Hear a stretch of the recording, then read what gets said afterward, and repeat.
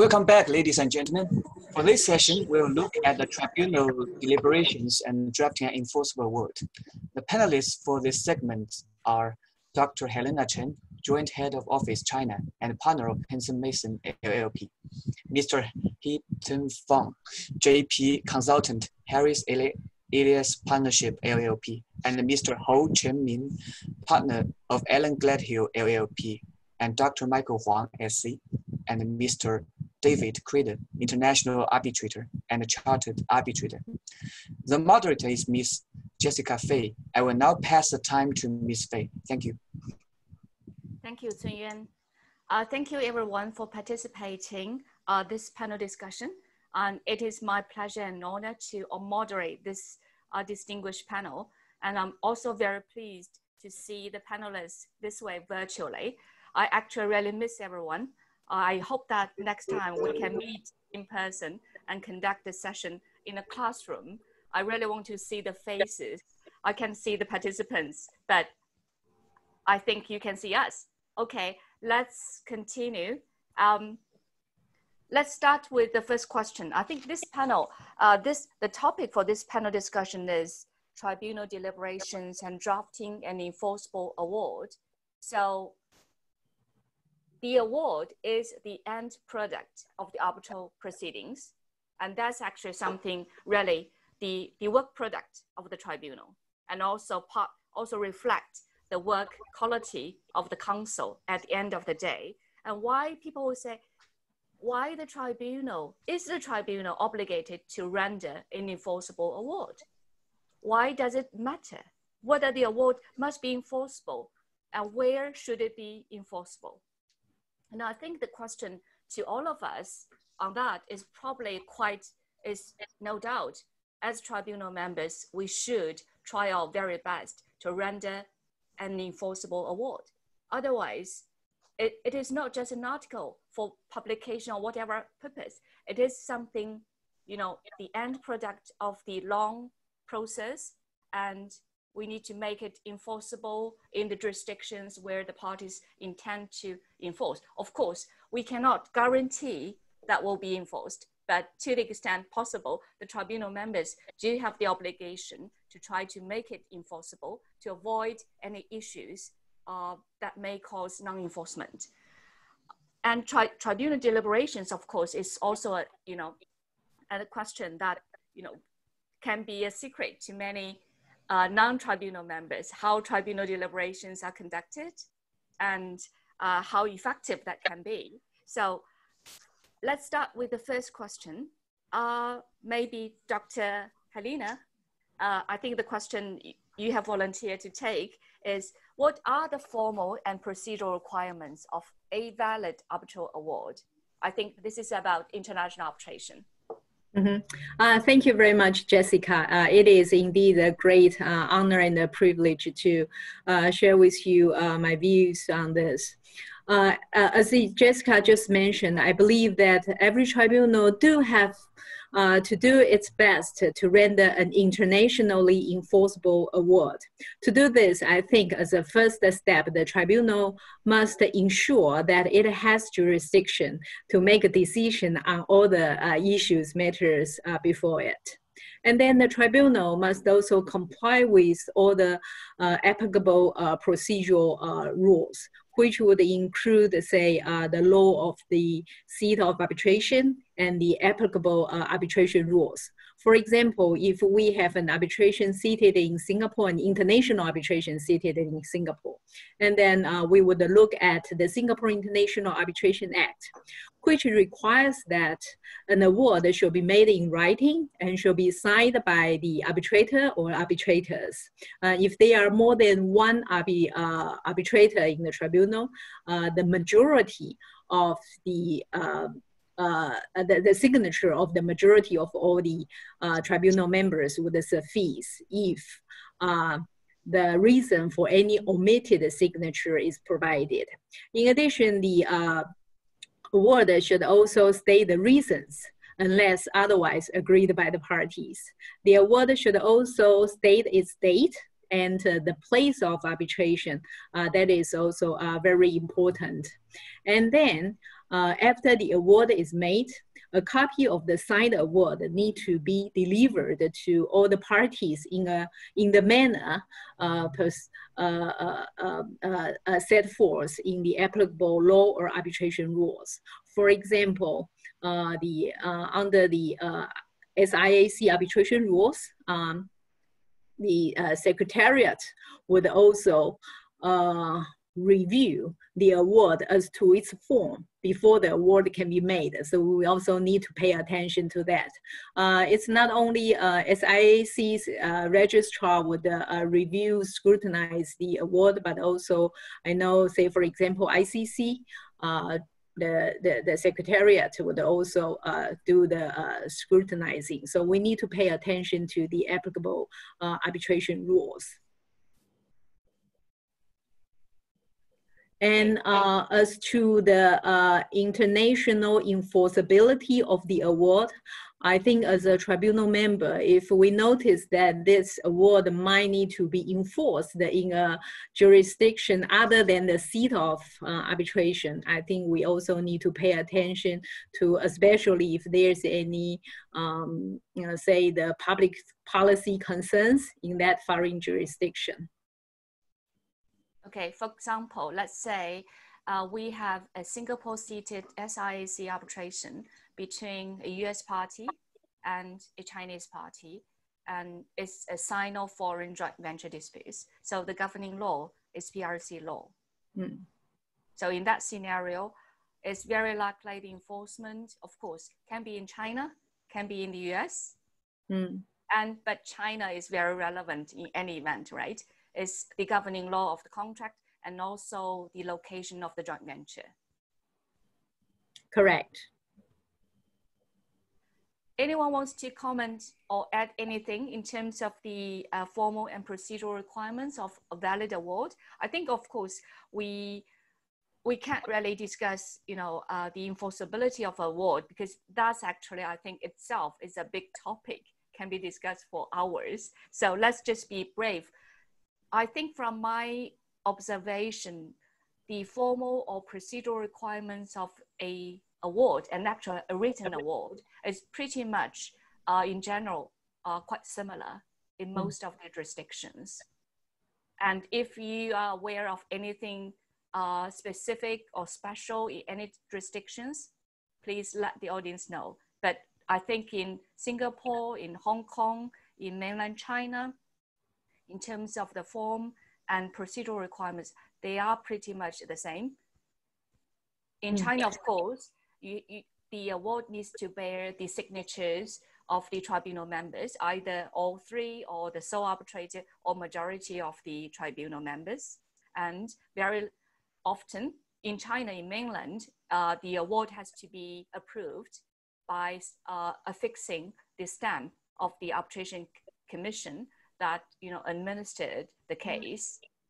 And that's actually the formality requirements in general.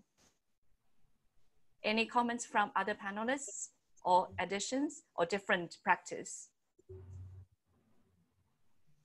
I'm sorry, Jessica, I don't think we're going to address this issue later, but what you just said is correct, that most of the countries have similar requirements for enforcement, because that's because of what 164 countries signing the New York Convention. So it's a common criteria for enforcement. But where there will be differences in particular will be in two areas where you have to look at the enforcing countries' policies. One is arbitrability, whether or not the issue that is being decided at the seat is an arbitrable issue in the country of enforcement. And the second is whether or not there's something in the award that contravenes the public policy of the enforcing country. So those are the two areas which the risk is always there. And so it's necessary for the tribunal to be aware. I mean, there's nothing that you can do about it, except that if you are put on notice, and this is where the counsel themselves should inform the tribunal, especially the claimant, because the claimant is the one who wants the award. And if he wins, he wants to take his award. You have to ask him, well, if you're going to a particular country to enforce it, is there any problem with the award that we give, which you are asking for? And then if you're aware of that, then, you know, what do you want us to do about it? Yes, that's right. I fully agree. And I think in the example I just mentioned to Helena as to, for example, a Sino-foreign joint venture disputes, it is very likely, for example, for international tribunal, sometimes we may not even have one tribunal member who is qualified in Chinese law. So, or one of them is. So the majority is like, can be common law background. And sometimes the common law background lawyers counsel for one of the parties, let's say the Western party, may try to plead to the tribunal to, you know, to enforce something, some claims that potentially would not be enforceable in China.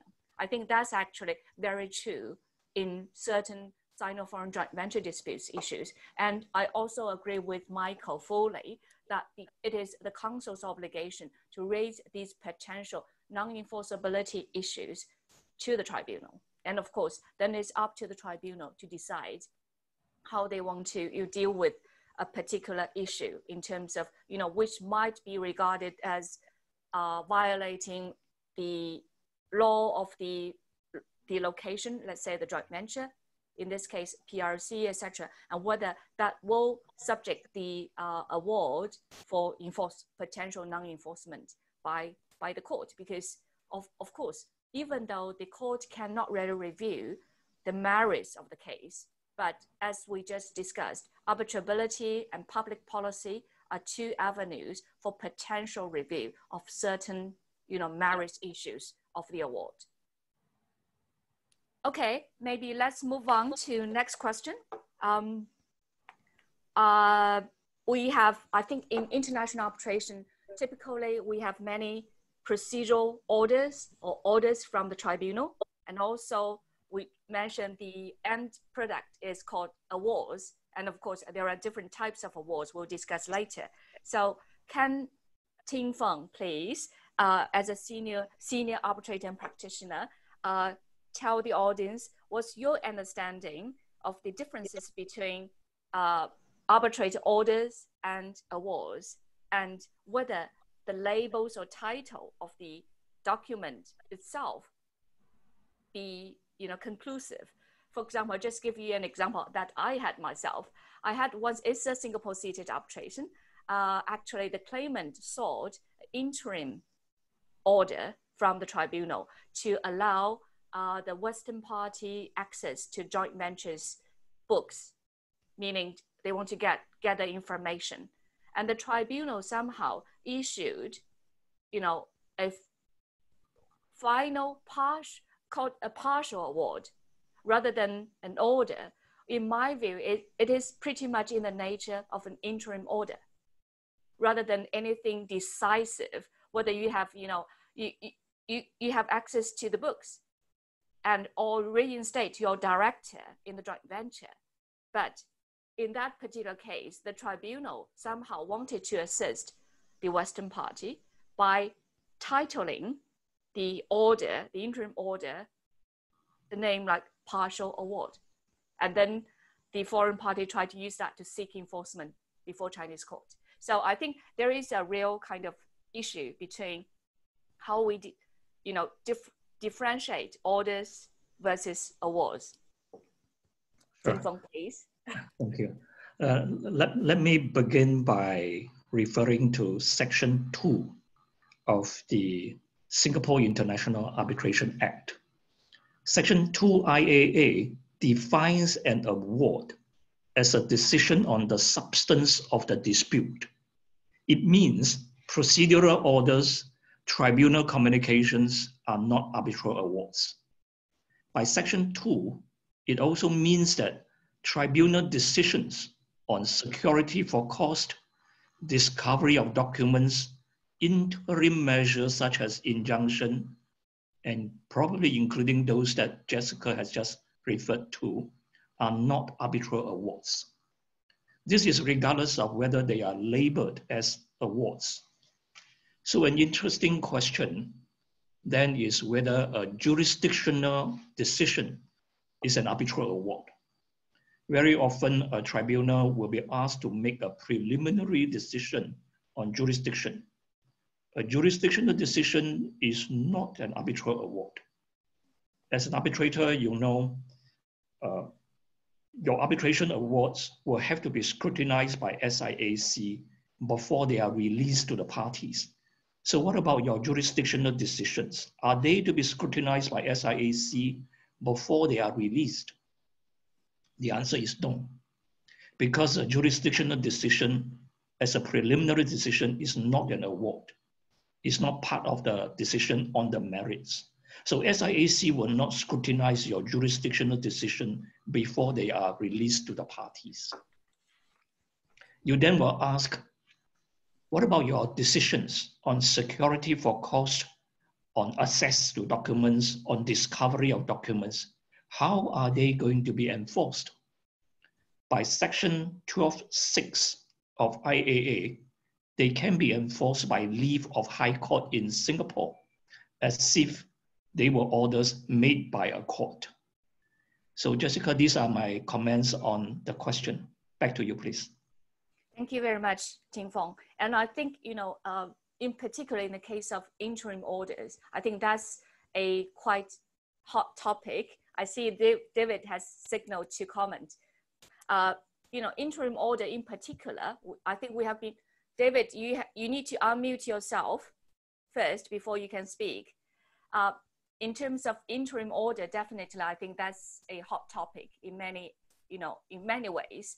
And for example, we know there is the mutual arrangement between mainland China and Hong Kong to render assistance on interim orders, while, you know, also Singapore has its Arbitration Act allows assistance by its court to render assistance to, you know, arbitration seated elsewhere, not just in Singapore. So model law countries have that kind of assistance from its court on interim orders. But of course, you know, that's, and increasingly interim orders or preservation orders are very important in terms of the overall litigation strategy of the parties and enforcement as well. David, any comments you have? Well, thank you, Jessica. Yes, I was just interested in Ting Feng's remarks about preliminary rulings on jurisdiction. And in my experience, very often you will see positive rulings finding jurisdiction cast as awards and negative rulings cast in terms of an order or determination. And so I agree entirely, of course, with everything Ting Feng had to say on the point. I was also interested in reviewing the Singapore Arbitration Act in preparation for today to see that where a tribunal makes a negative determination on jurisdiction, that tribunal nonetheless, according to the Act, has authority to then render an order or an award on costs.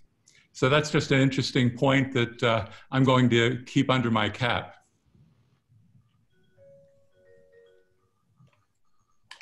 Okay, let's move on. Jessica. Ting Feng, do you want to comment on that? No, this Chen Mien here. Hi. Can I just make a quick comment? Because this you know, follows on from the point which Ting Feng was making regarding the scrutiny of the awards or orders by the SIAC. I mean, generally speaking, SIAC does not scrutinize any orders, except, you know, for one. And the only reason I know this because, you know, I had to do one, you know, recently, and it's quite an unusual one because SIAC arbitration was put on expedited procedure by the SIAC, you know, president. And a few months, you know, down the line, one of the parties actually applied to de-expedite, you know, the proceedings, i.e., to put it on a normal path. So, you know, I was drafting, you know, the order and also giving my reasons for it, and I checked the rules again, and lo and behold, in the rules itself, it actually states that you have to consult, you know, with the registrar before making a decision to de-expedite the proceedings. So I thought that it's just an interesting thing to note here. Thank you. So I think it's a natural lead to our next question about the types of awards, the different types of awards.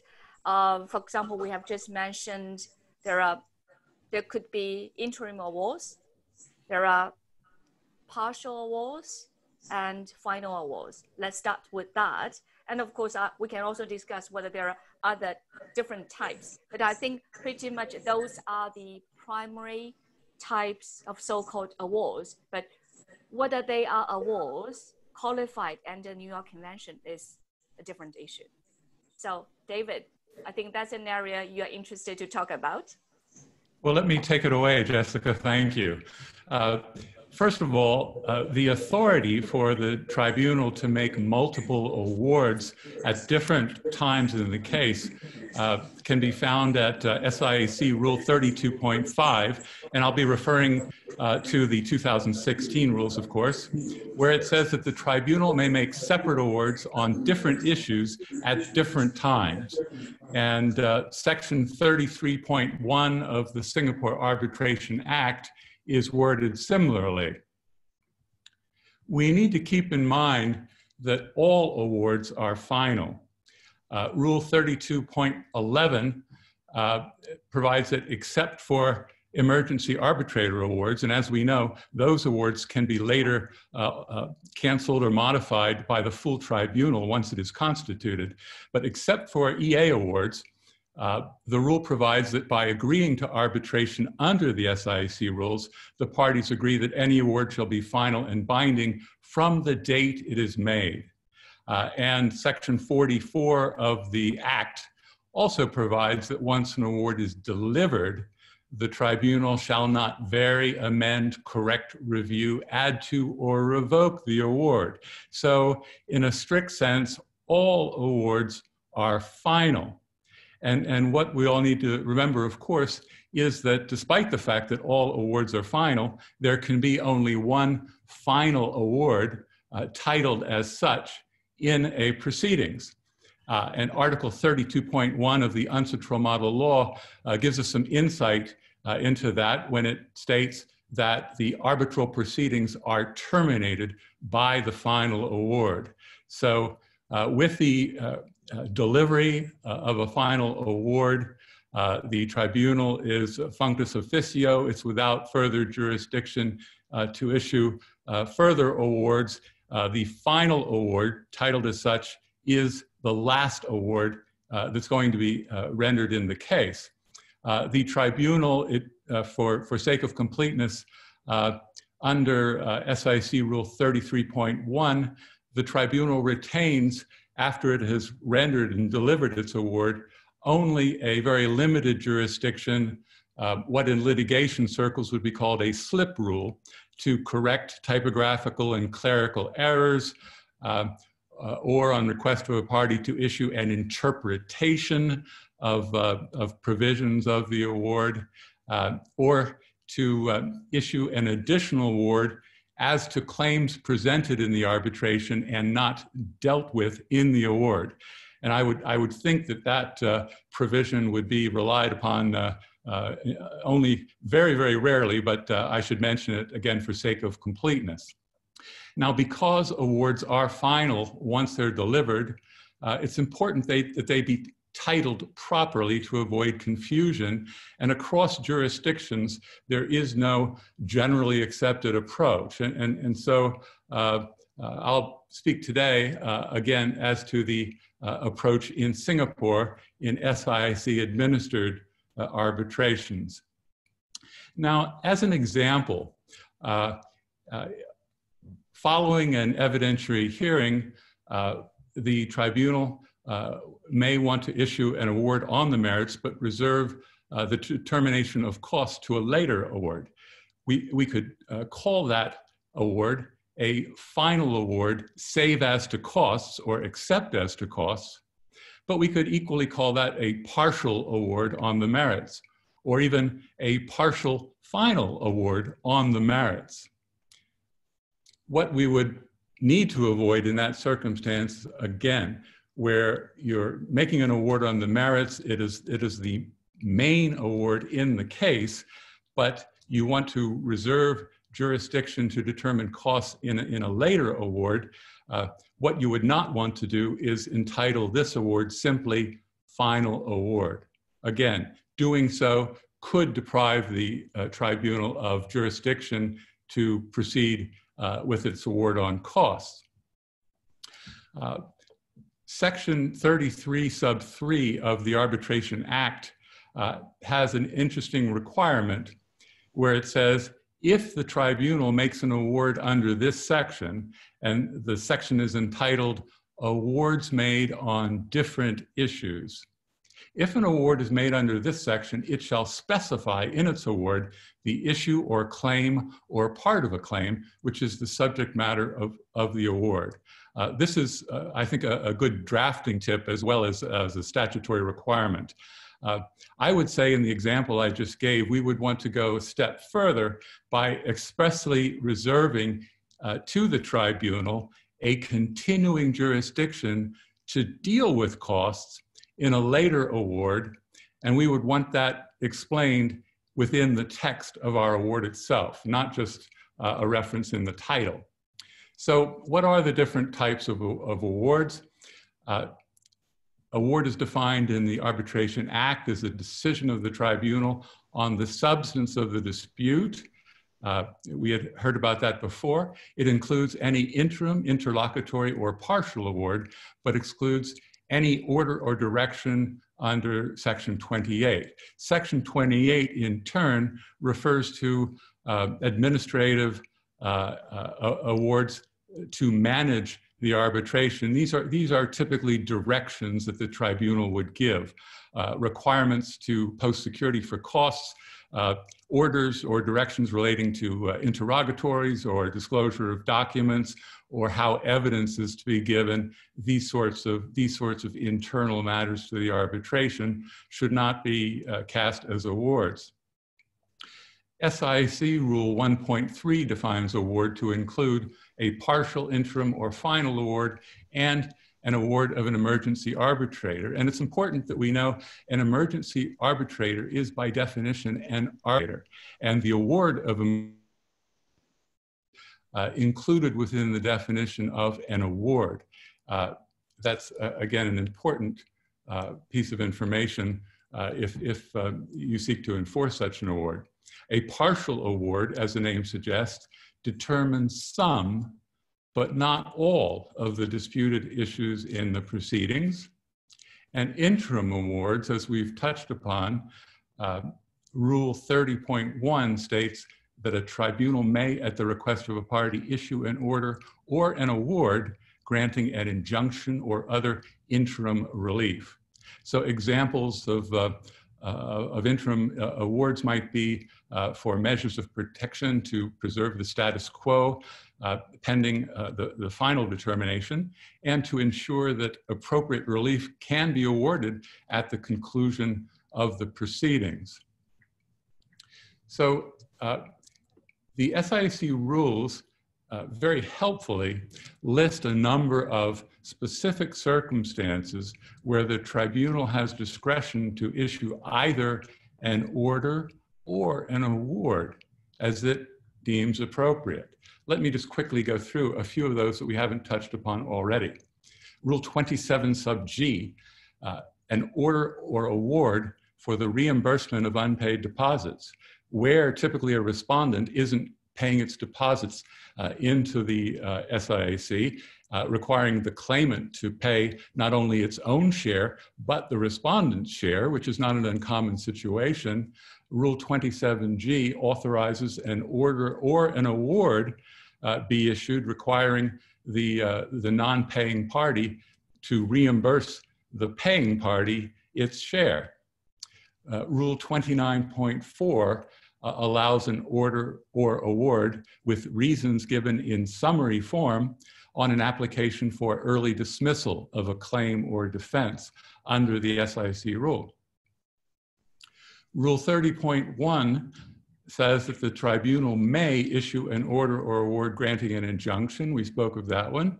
Rule 39.4 goes on to allow an order or award providing sanctions or costs for breach of confidentiality in arbitration. And I mentioned awards by emergency arbitrators earlier. Just very quickly, a quick mention, consent awards, which are also known as awards on agreed terms. Rule 32.10 provides that if the parties request, the tribunal may make a consent award recording the settlement. No reasons have to be given. I would emphasize that the tribunal is not obliged to make a consent award, but it may, should it deem it appropriate.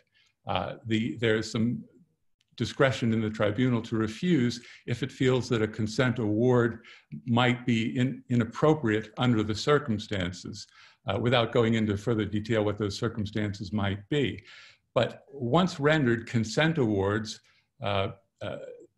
under Section 37(2)(c) of the Act have the same status and effect as any other award on the merits.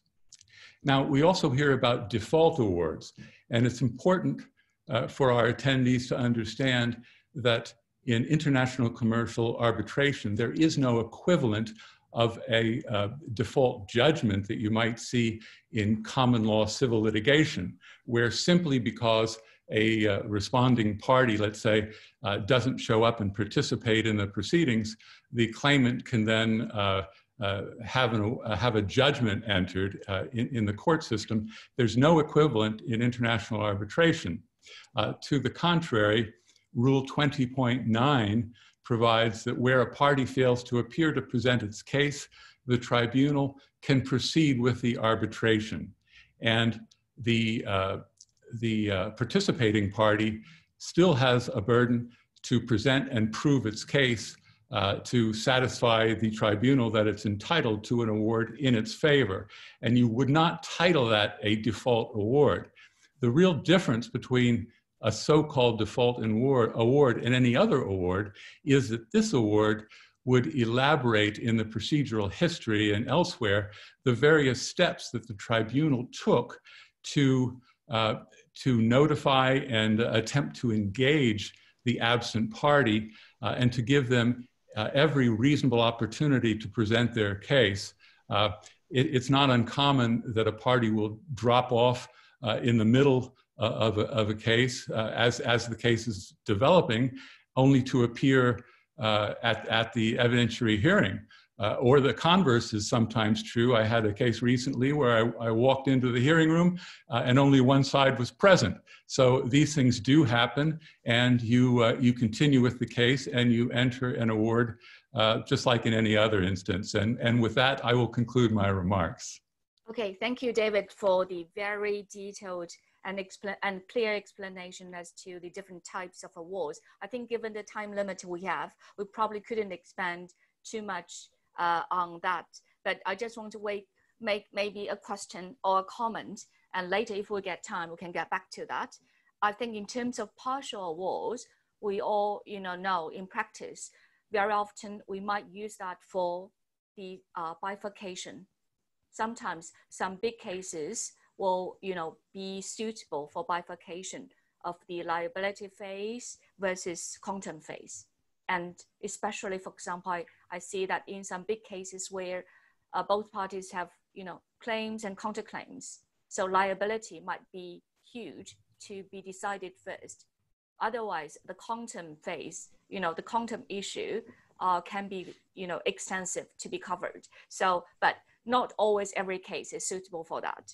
And also, we mentioned the final awards, and the final awards in brackets save as to costs. So that's something I think we're going to explore further in the later exercise session. So let's move on. And I think next is a very quick question. I can skip that, but just quick answer. A question raised is, given the in light of COVID-19 situation and restrictions on international travel, if members of the tribunal are residing in different countries, how should awards be signed? I think that's actually, to me, is more or less a fake question. because it doesn't really make much difference. I think for international tribunal members, we tend to reside in different locations, different countries. And for the exchange of signatures, very often, we issue and sign the award, electronically first and issue the award, and then get the original signatures executed one by one. So I guess the current travel restrictions will probably make it longer for the award to travel to different locations. But other than that, I don't see kind of much difference. And for the practice of international arbitration is always the tribunal will issue the award in this electronic form first. And of course, with the date, let's say of today's date, and then get the signatures accomplished later. Okay, and later I think we're going to discuss a more important issue as to how to conduct a virtual hearing later. I think that's probably more kind of a suitable topic in terms of the current situation and restrictions. So next question, Mien, is a question to you. We all know the evidential hearing in international arbitration can last for days or if not weeks. So after hearing the parties, let's say a dozen of witnesses, including factual and expert witnesses, what are your tips as arbitrator to remember the key issues from the evidential hearing? And for the purposes of drafting an award, let's say very likely 2 months or 3 months later. Thanks very much. I think, every one of us here, I'm sure, will have their own way of remembering the key issues. But for me personally, I think the best way of doing so is to have a very thorough and deep understanding of the issues arising out of the arbitration proceedings. I think it is only with the understanding of the issues between the parties that you can actually pay the proper attention during the key moments of the hearing itself in order to take down or to have a feel for exactly what is going on and what's being said by the witnesses, so that you can record down whatever you think is important. But the key is the thorough understanding of the issues itself.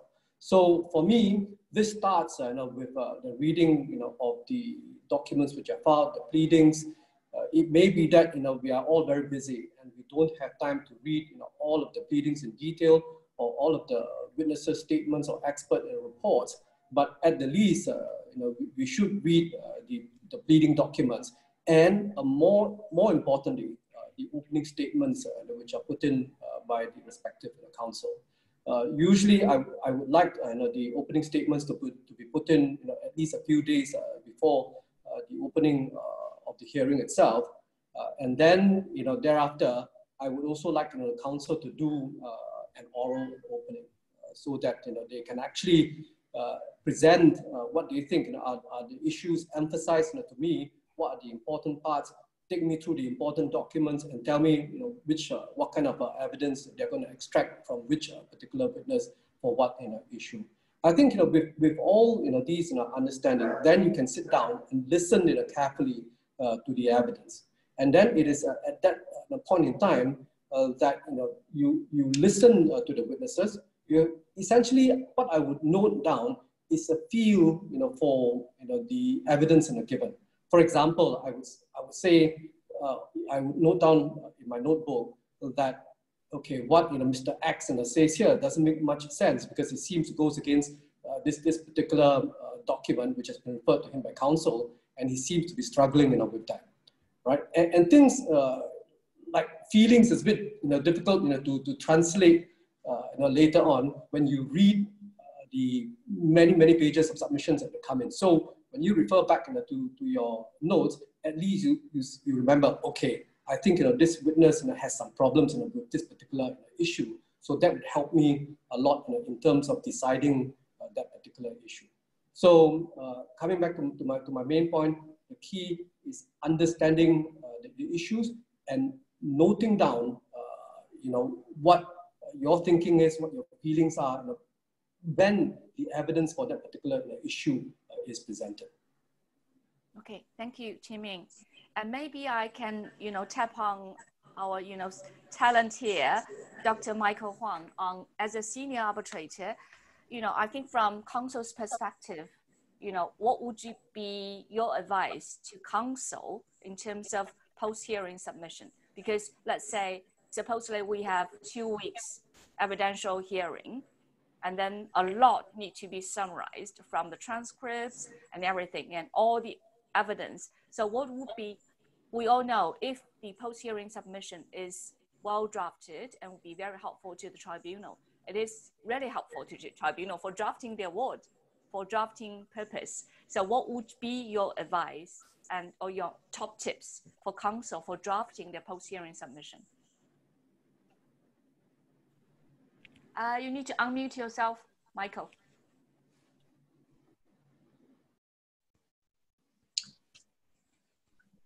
Actually, the trend among my peers is that we are not now focusing so much on the post-hearing submissions.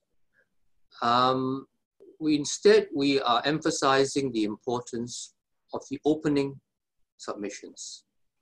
I've actually written an article about this. I'm happy to provide it to anybody who wants to write into me. Because unlike a court hearing, actually by the time that the opening day of the evidentiary hearing takes place, all the evidence will have been in. All the witness statements have been there, and of course the pleadings, plus the witness statements, and plus the hearing bundles.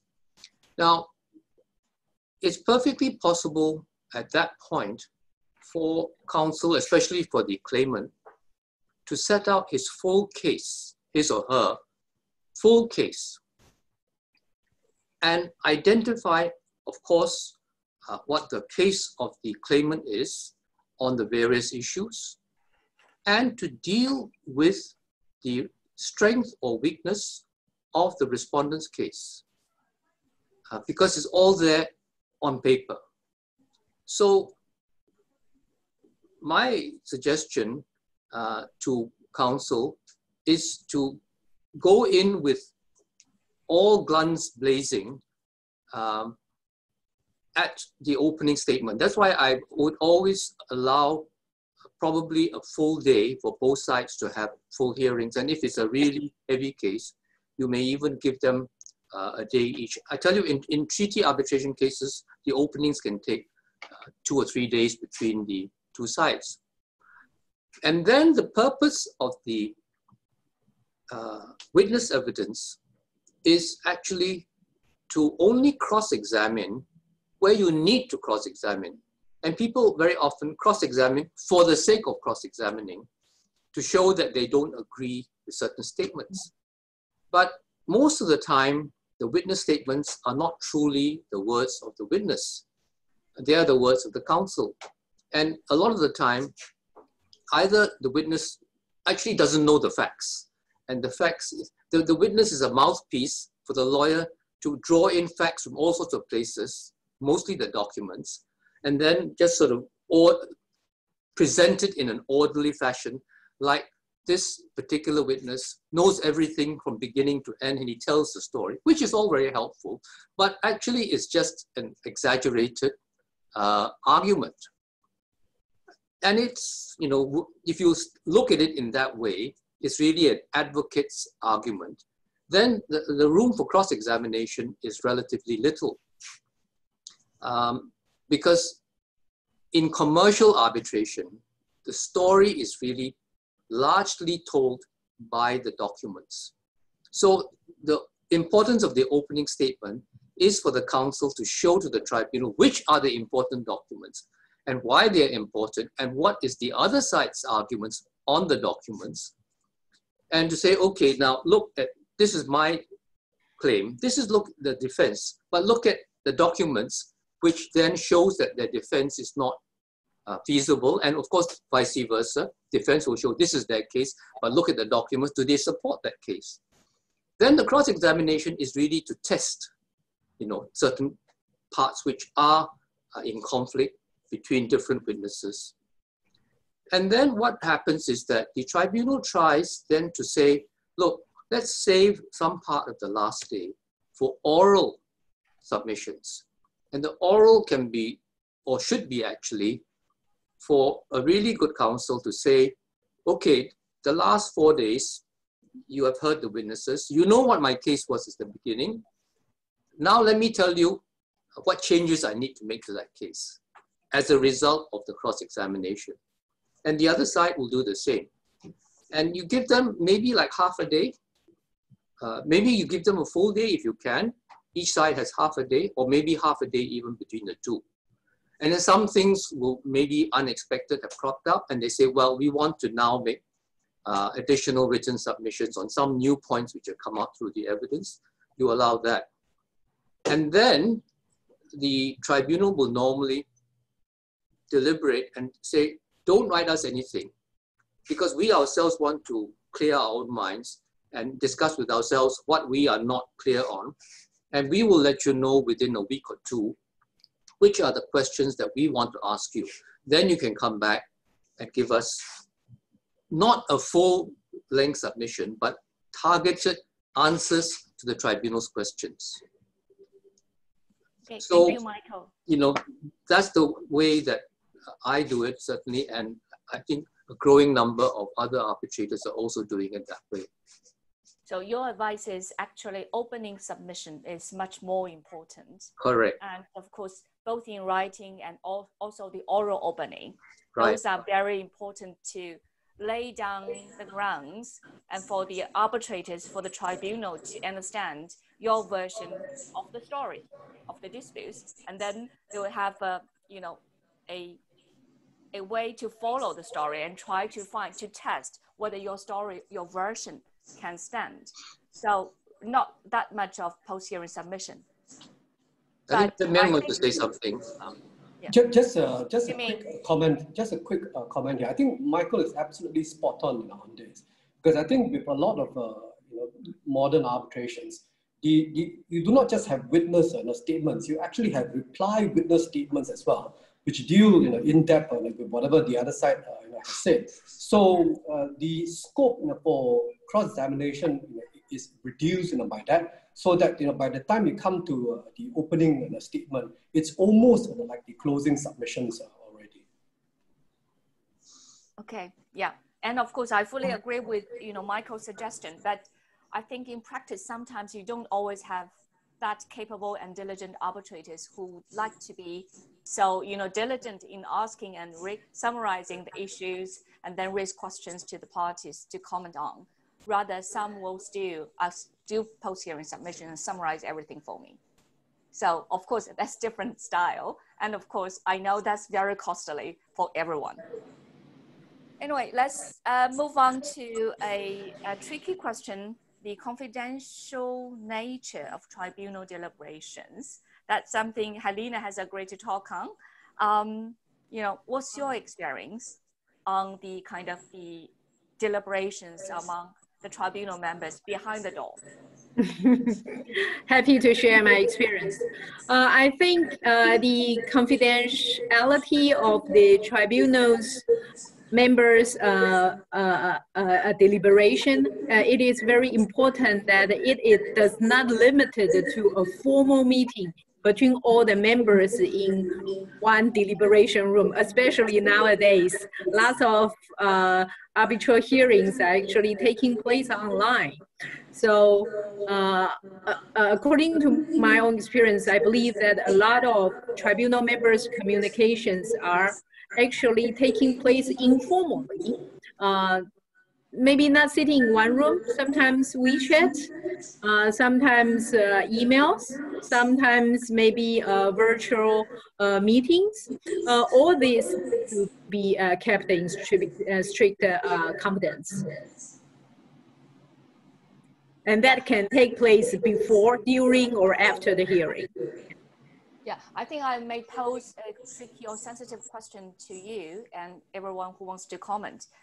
I think in practice, for example, in the case of 3-member tribunal, sometimes we may, for example, the presiding arbitrator might play a more important role than one of the three. In controlling procedural issues, that's not a problem. And very often we also see, we can tell from the timesheets of the tribunal members that the award was drafted by one of the members without any deliberations beforehand. And then the other two may just say, I agree. So what would be your comments on that kind of practice, which actually, in my view, sometimes is against the party's initial intent to have a proper three-member tribunal function? My own experience indicates that I think in all the cases that I have sit as a member of the tribunal, we all had the chances to exchange our views before, especially after the hearing, immediately after the hearing. We would have some discussions, deliberations, and then according to the consensus reached during that discussion, and then maybe usually the presiding arbitrator would start drafting the draft award. David? Yes, I put my hand up to emphatically agree, Helena. I have never been involved in a situation where there wasn't a fairly thorough deliberation before anyone sits down and begins drafting. There may be portions drafted or some drafting done with the understanding that it will give us a discussion framework on agreement issues that have yet to be agreed. What I would say, again, in my experience, is that where the chemistry between the tribunal members is good, which happily is more often than not, far more often than not the case, the deliberations can be somewhat informal whenever everyone can be together on a phone call or a video or in the same room. Where you have more complex cases with a lot of different issues or tricky issues, and particularly where the chemistry may not be so good, or there may be rather extensive disagreement on issues, then I think it behooves the presiding arbitrator to run a more managed, a more structured deliberation. We're going to get together at this time on this day, and we're going to discuss this issue to ensure that time limits are met and that the case moves forward. Okay, thank you for that comment. And to follow on that question, I just, I think there is always a question as to, we all know some of the tribunal members, senior arbitrators may have assistant or secretary to the tribunal. And sometimes it's a, quite common practice. Sometimes tribunal will engage a secretary or assistant. And so the question is, to what extent would you allow a tribunal secretary or assistant to assist in the drafting of the award and also participation of the tribunal's deliberations? I think, Michael, you has volunteered to comment on that question. Yes, I think starting with deliberations, there's no question that the tribunal secretary must attend the hearing itself. He or she provides invaluable assistance, and certainly in the case of complex arbitrations, it would be much slower process to deliver the award without a secretary. But in all of the cases I've sat in, the tribunal secretary only speaks when spoken to in the deliberations. It's just the nature of the process, because the three arbitrators are pounding away with their different viewpoints. And the main function of the secretary is really to record what is being said for the benefit of the, all three of them, at the end, that they remember what they have exchanged by way of ideas and more important, even decisions. So that makes the tribunal secretary invaluable, not only for being the scribe to record what everyone is talking about, but also to provide assistance to the members of the tribunal during the deliberation, saying, look, I think on the third day, the witness said something about this. And good assistants will immediately go scroll at the record, because a lot of the more senior arbitrators are not so nimble at dancing around electronic records. And then when it comes to the drafting part, then by then, you know, the chair will already have put out the structure and the headings, and more or less knows what the thinking of the tribunal is. And then he or she will sit down with the chair and have a long discussion. And then the chair will outline, look, under this, first of all, I think there are things which everybody agrees. There is no problem with the tribunal secretary drafting, which is the procedural history, which is a very, very long and tedious thing. In fact, I make the secretary start the procedural history even before we get into the hearing, so that everyone can concentrate on the real meat of the things that actually emerged at the hearing, and then the draft award can go straight into reciting what the effect of the evidence was. But to cut things short, we are talking really now about what is the proper scope of the tribunal's duties.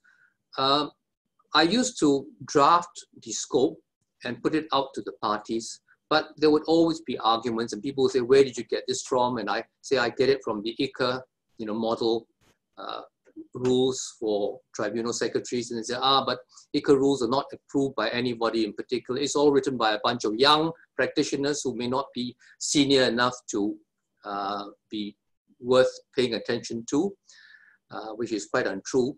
But now we have actually quite developed and I think quite sensible guides. Two institutions in particular. Now, SIAC does not have any guide. They talk about an administrative secretary, but they have so far not given any specific guidelines. So I usually don't have any problem anyway. Nobody really asks what I do with my tribunal secretaries. But if they want to argue about what is the scope, then I said, let me offer you two choices. ICC have a set of guidelines, and it's quite thorough. And Hong Kong HKIAC also have a set of guidelines. And people from outside of Asia say, why are we looking at Hong Kong?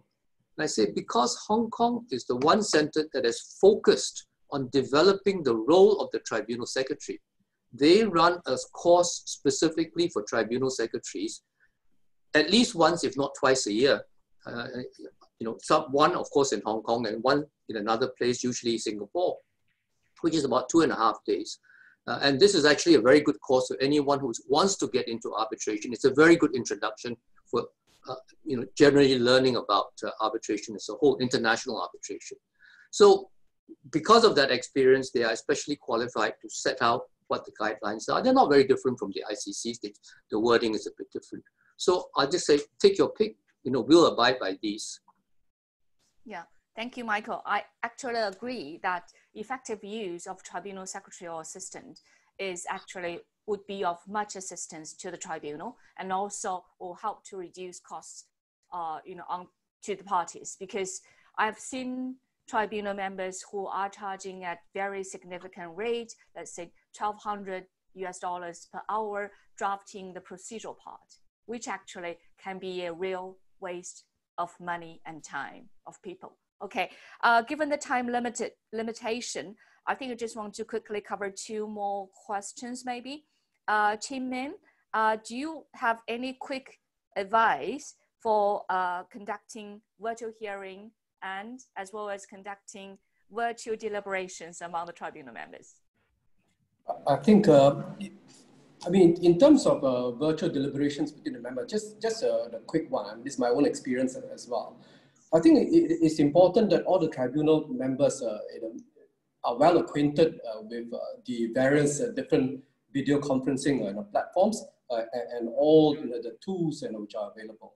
So how you get into virtual private rooms where you can have your own private discussions and how you actually retrieve documents, how you share documents, things like that. I think are extremely useful. I mean, some of us, at least me, prior to being trained in this, a bit of a dinosaur when it comes to technology.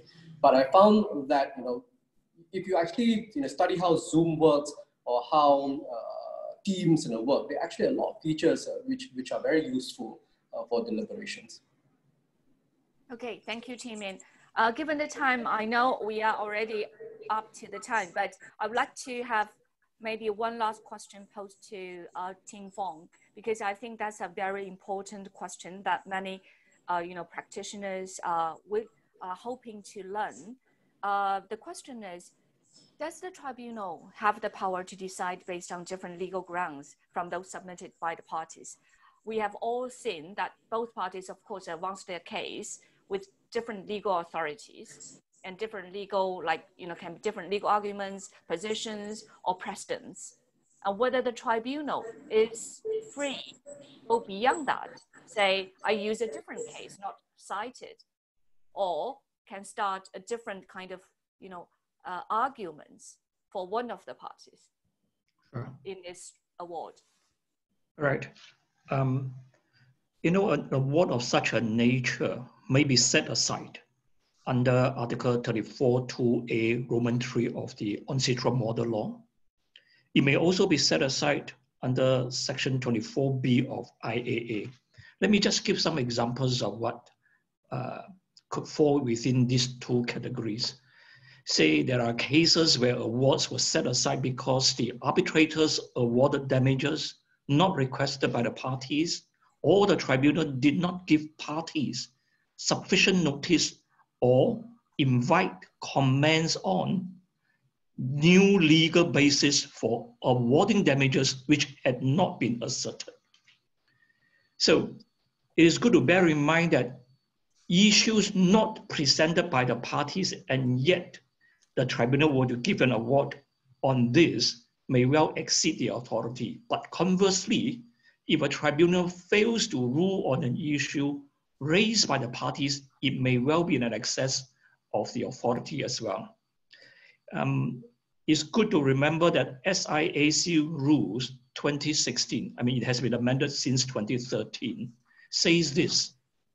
Rule 27, a tribunal has the power to decide whether appropriate, where appropriate, any issue not expressly or impliedly raised in the submissions of a party, provided such issue has been clearly brought to the notice of the other party, and the other party had been given an opportunity to respond.